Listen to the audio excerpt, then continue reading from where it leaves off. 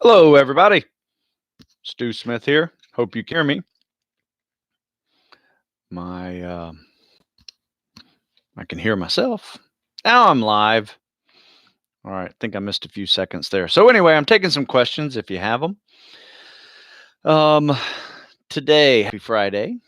It's going to be a warm weekend here on the Mid-Atlantic region. I think it's going to be 60 degrees today and tomorrow, maybe even close to 70 in January. I'll take it any day. We'll probably throw in some outdoor workouts, take advantage of some warm weather, maybe some obstacle courses or something like that. A little bit of running, but top it off with a little run and swim combo, maybe. So, hope you had a good week. We crushed it pretty well. Had a good upper body, lower body split cycle where we did upper body Monday, Wednesday, did lower body on Tuesday. Did mobility day yesterday, which is always a godsend. Then we did legs again today. So we've done 2 upper body, 2 lower body days with some cool down cardio afterwards. And tomorrow we're going to do an upper body day mixed with a obstacle course. One of my new favorite workouts. This is pretty fun. If you have a Marine Corps or maybe like a short 100-yard obstacle course available to you, you could also do this with an outdoor pull-up bar if you'd like, or an outdoor rope climb. The way it works is you do 1 pull-up, so like a pull-up pyramid, 1 to 10, and you have a 100-yard run to do the rope climb. Like for the Marine Corps obstacle course, this is perfect because it's set up about 100 yards of about a dozen obstacles in that 100-yard region. And so you do 1 pull-up at the first obstacle, run to the last obstacle, and you do a rope climb. You run back, you do 2 pull-ups, run back, do 3 pull-ups, 4, 5, 6, 7, 8, go all the way up to 10. However, you also do a rope climb every time you run back and forth. So you'll get 10 rope climbs total. But throughout your journey, I think this week we're going to try on the even or odd sets, probably break up the group in half and do it this way. So half the group would do the actual obstacle course on the even sets. The other group would do the obstacle course on the odd sets. And we'll just break it up so we're not all on the obstacle course at once. But at the end, you'll get 55 pull-ups, which is not bad. I tell you what, though, it is harder than it sounds, especially when you're mixing in 10 rope climbs.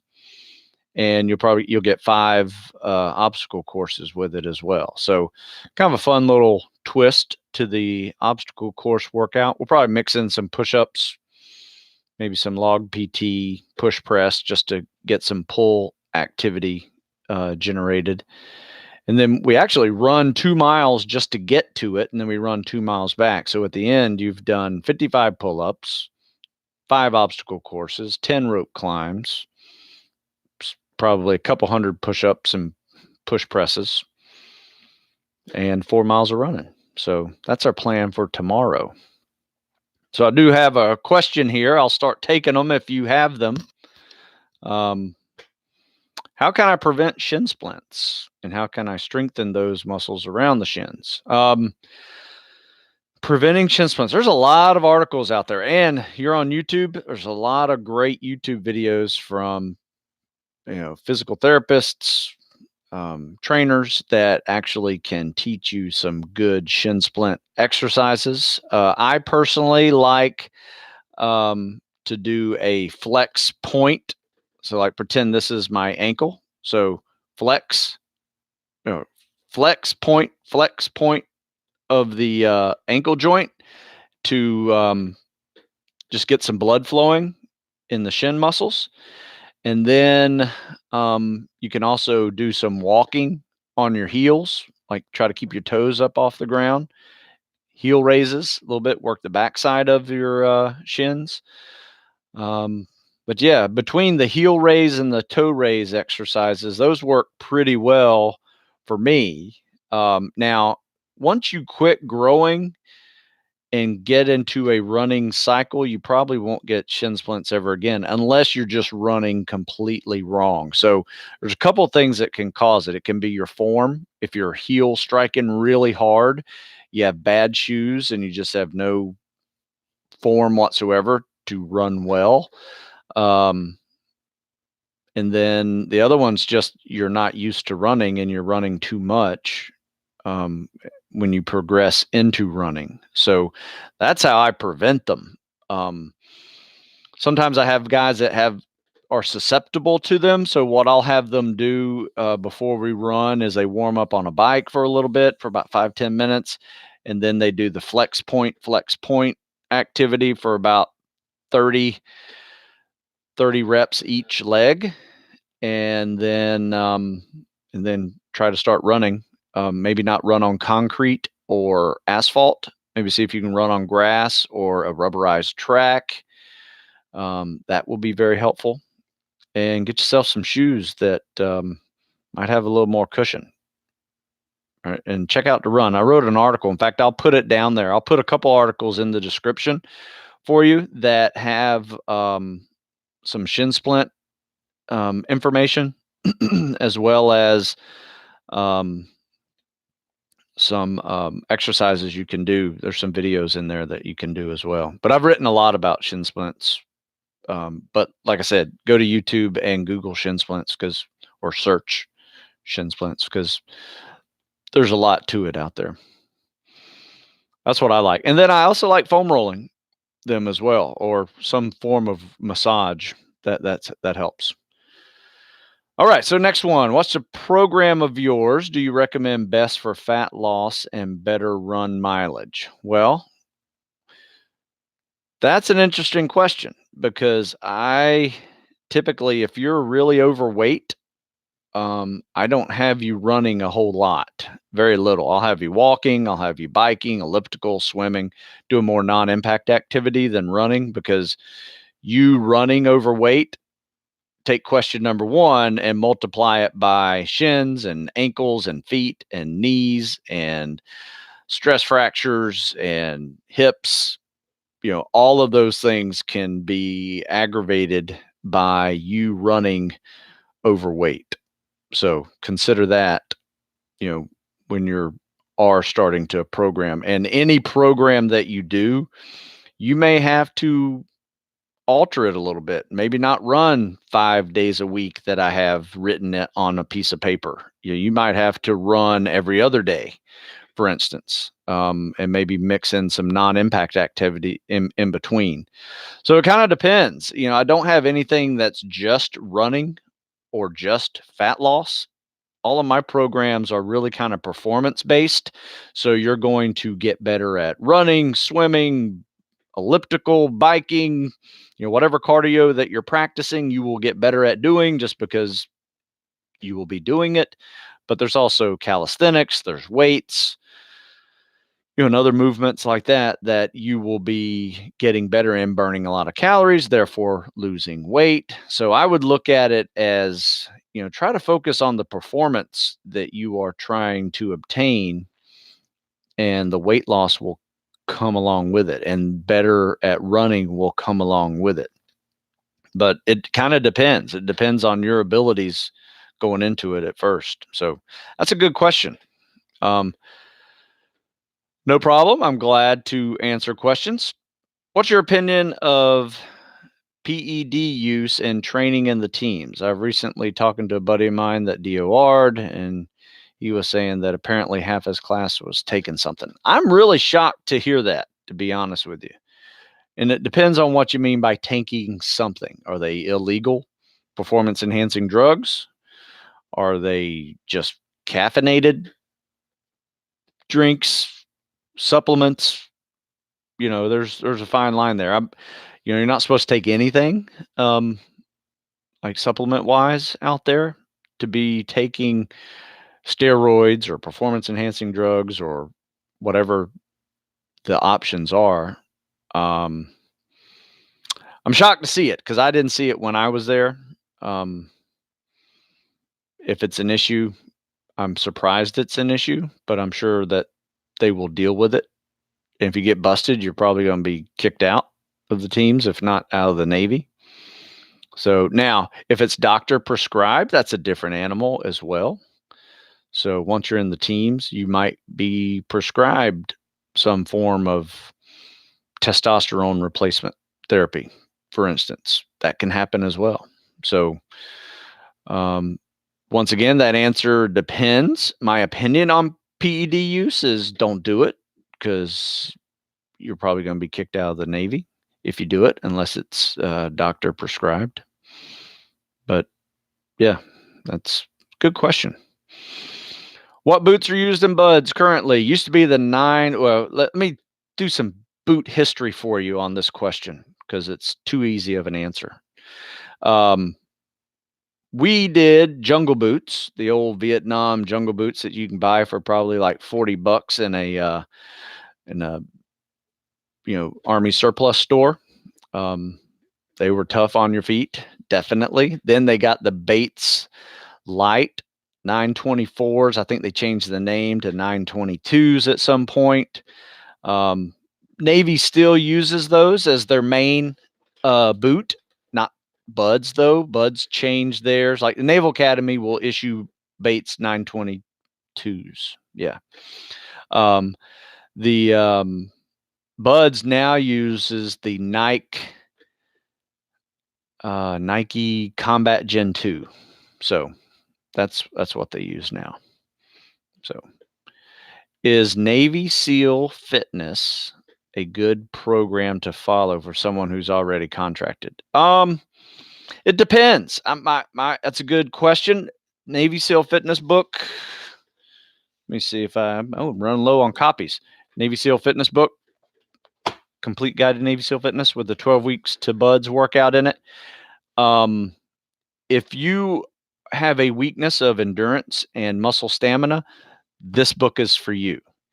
If you have a weakness of strength, power, maybe some speed, rucking, load bearing type stuff, you probably need to add in some lifting too. That's why I wrote this one, because it's 2 different phases. Because if you think about what you need when you're at Buds, you need muscle stamina and endurance, primarily running and swimming. You do have some moments of strength and just regular durability underneath boats and logs. That tends to go away after Hell Week, but that's a long 5 weeks of being beat down with boats and logs if you have no strength foundation to it. So that answer depends. Yes, I have many people who are maybe powerlifting football player types that use this program while they are in the delayed entry program or getting ready to ship, just because they need to focus on more running, more swimming, more high rep calisthenics versus being strong, because they already are strong, probably a little bit big. So maybe losing some weight is going to be helpful for other activities like running, pull-ups, rope climbs, obstacle courses, those type of things. So it's a good program. Yeah. It's a way to train, not the way to train. I don't think there is the way to train. Everybody needs something a little bit different depending on their strengths and weaknesses. Let's see. I do your 12-week program, and I got pre-rasp Monday, and my right knee is getting tender. Yeah, let's talk about it later. If you're on my program. Oh, you're talking about, yeah. Just give me a ring. We'll talk about it and figure it out. That's what personal program's all about.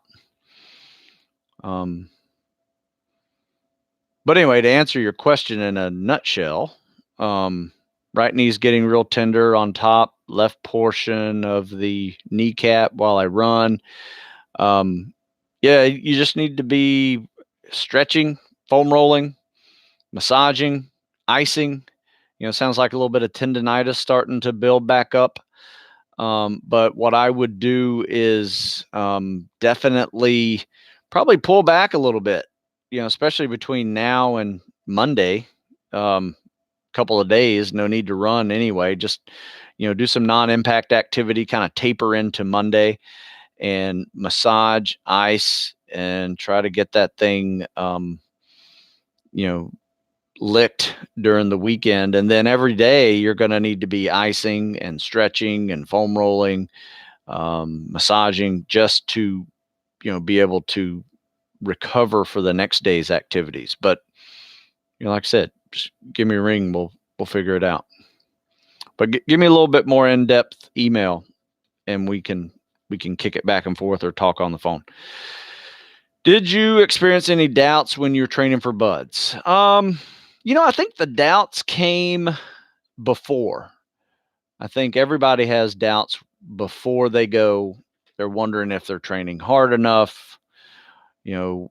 What am I leaving out? You're constantly trying to figure that out and be on top of it. I think there's a moment when you get there and you realize, like, okay, I got this. And it's a moment that graduates have, or you have that feeling of like, oh my God, this is the hardest thing I've ever done. I can't believe, and you start doubting yourself big time. But, once you're there, you tend to have that switch either one way or the other. And your doubt turns to kind of a supreme confidence, almost overconfident to a degree, some of them. But it's always, like I said, you got your buddies there, be a good team player, help your buddies out, and kind of get through it together. So, but yeah, I'm sorry. I see you the question was when you were training for buds. Yes, everybody has doubts of their future journey. I don't care what your doubt is or what your journey is, whether you're going to college, you're going to med school, you're going to be a lawyer, whatever, while before you get there, you have doubts. Is this the right path for me? That's a big question. So yes, I think we all have doubts. We're human. It's natural. But once you get there and you realize you got it, that's a big moment. Let's see. When you're working out quads and do curls, your toes up when lifting your legs up, and it will help. Okay, I see what you're doing. You're trying to answer someone's question. Okay, good job. Yeah, don't quit is some good advice. It's a little bit simple, but in nutshell, yes, you just can't quit. But if you don't meet the standards, you also won't make it. So it's a little bit more than just don't quit. What exercises and set and rep ranges should I focus on when I'm in the weight room? Currently, I'm doing 3x5 for squat, bench, overhead press, and barbell rows. I don't know. Sounds like you're in a strength cycle right now. It's a good strength cycle. I would go with that, right? But eventually you need to start getting into working muscle stamina and endurance, but build a good foundation of strength first. There's nothing wrong with that. 3x5, 5x5s, drop sets. I like doing kind of reverse ladders where you go 10, 8, 6, 4, 2 or 5, 4, 3, 2, 1, getting heavier. It's up to you, but 3x5 is fine. It's a good strength base. Let's see. How early out should I start to apply for an age waiver? Prior service. You don't want to wait too long. You're already over, so you got to know, you got to apply for an age waiver. So I would do it this way. I would make your age waiver be a function, or your start being a function of your performance. So no one's going to take you seriously if you go in there and asking for an age waiver to go to buds and you can't even pass the PST. Good luck. even if you can go in there and crush the PST on day one, you're probably going to get told no several times from recruiters that don't want to work with you with the age waiver process. But you might find one that will. So that's my challenge for you, is finding a good recruiter that's willing to work with you on the age waiver process, and then go in there and show them you're serious, and that they'll be willing to work for you if you can go in there and crush 18-year-old, 20-year-old scores and get optimal scores on everything. I would even suggest, shooting for officer level competition scores if you're going for an age waiver, because you have to stand out, with that. So, what are your recommendations for those looking to better their nutrition intake? Eat real food. That's number one. Just eat good food. If you need to take supplements, I'm not a big supplement fan for necessity. I usually do it as a recovery tool versus like I'll take whey protein and I'll take some Thorne recovery mix. It's really good. I do enjoy that. But that's about it. Lots of fruits and vegetables, good lean meats. I'm not big on eliminating macronutrients. So if you're trying to do keto or paleo or whatever, you need carbs. You're going to need carbs, especially if you're training for, this type of spec ops programming. I call it the seafood diet. I know it's an old cliche, but spelled SEE. You need to eat everything you can, because you should be working out so hard that if you don't eat 3,000 to 4,000 calories a day, you're going to be losing weight. So that's my 2 cents on that one. When you get to buds, you're probably going to eat 5,000, 6,000 calories a day just to maintain weight. So, yes. Good question, though. I'll put some information in the description below with some nutrition links in there. I do have a few nutrition articles that I use, basic common sense stuff. Whether you're trying to gain weight or lose weight really depends on portion control or per portion uncontrol. If you're trying to gain weight, if you want to be big, you got to eat big. How often would you drill calisthenics during a strength cycle to retain endurance and stamina?